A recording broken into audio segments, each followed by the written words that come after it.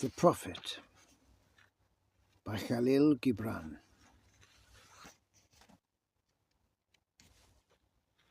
The Prophet. The Coming of the Ship. Al-Mustafa, the chosen and the beloved, who was a dawn upon his own day, had waited 12 years in the city of Orphalese for his ship that was to return and bear him back to the isle of his birth. And in the 12th year, on the 7th day of Ailul, the month of reaping, he climbed the hill without the city walls and looked seaward, and he beheld his ship coming with the mist.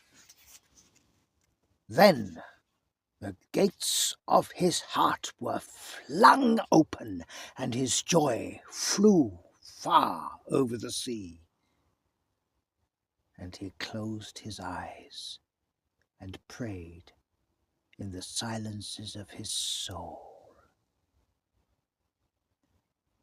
But as he descended the hill, a sadness came upon him, and he thought in his heart, "How shall I go in peace, and without sorrow? Nay, not without a wound in the spirit shall I leave this city. Long were the days of pain I have spent within its walls, and long were the nights of aloneness. And who can depart from his pain and his aloneness without regret? Too many fragments of the spirit have I scattered in these streets, and too many are the children of my longing that walk naked among these hills, and I cannot withdraw from them without a burden and an ache. It is not a garment I cast off this day, but a skin that I tear with my own hands.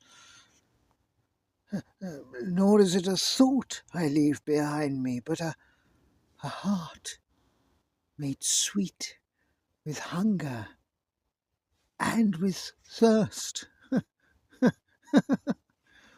Yet I cannot tarry longer. The sea that calls all things unto her calls me, and I must embark. For to stay, though the hours burn in the night, is to freeze and crystallize and be bound in a mould. Fain would I take with me all that is here, but how shall I? A voice cannot carry the tongue and the lips that gave it wings. Alone must it seek the ether, and alone and without its nest shall the eagle fly across the sun.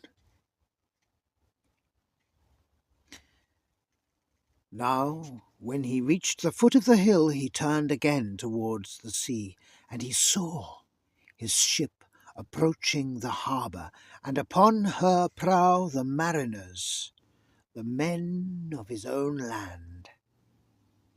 And his soul cried out to them, and he said, "Sons of my ancient mother, you riders of the tides, how often have you sailed in my dreams, and now you come in my awakening, which is my deeper dream. Ready am I to go, and my eagerness with sails full set waits the wind. Only another breath will I breathe in this still air. Only another loving look cast backward, and then I shall stand among you, a seafarer among seafarers. And you, vast sea, sleeping mother, who alone are peace and freedom to the river and the stream.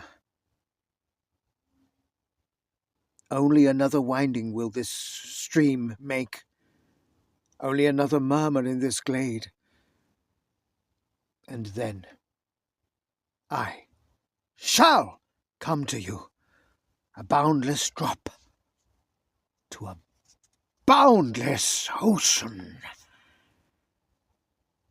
And as he walked, he saw from afar men and women leaving their fields and their vineyards and hastening towards the city gates.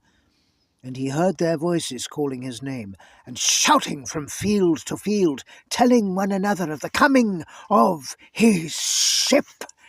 And he said to himself, shall the day of parting be the day of gathering? And shall it be said that my eve was in truth my dawn? And what shall I give unto him who has left his plough in mid-furrow? Or to him who has stopped the wheel of his winepress?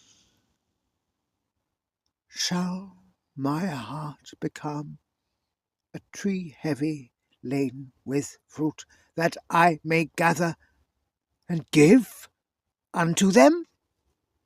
And shall my desires flow like a fountain, that I may fill their cups? Am I a harp, that the hand of the mighty may touch me, or a flute, that his breath may pass through me? A seeker of silences am I, and what treasure have I found in silences that I may dispense with confidence? If this is my day of harvest, in what fields have I sowed the seed, and in what unremembered seasons? If this indeed be the hour in which I lift up my lantern, it is not my flame that shall burn therein. Empty and dark shall I raise my lantern, and the guardian of the night shall fill it with oil, and he shall light it also. These things he said in words, but much in his heart remained unsaid, for he himself could not speak his deeper secret. And when he entered into the city, all the people came to meet him, and they were crying out to him as with one voice. And the elders of the city stood forth and said, Go not yet away from us. A noontide have you been in our twilight, and your youth has given us dreams to dream. No stranger are you among us, nor a guest, but our son and our dearly beloved. Suffer not yet our eyes to hunger for your face. And the priests and the priestesses said unto him, Let not the waves of the sea separate us now, and the years you have spent in our midst become a memory. You have walked among us a spirit, and your shadow has been a light upon our faces. Much have we loved you? But speechless was our love, and with veils it has been veiled. Yet now it cries aloud unto you, and would stand revealed before you. And ever has it been that love knows not its own depth, until the hour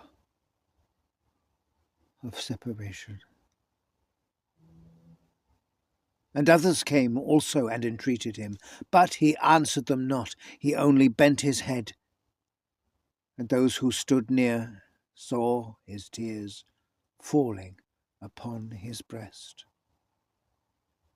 And he and the people proceeded towards the great square before the temple, and there came out of the sanctuary a woman whose name was Almitra, and she was a seeress.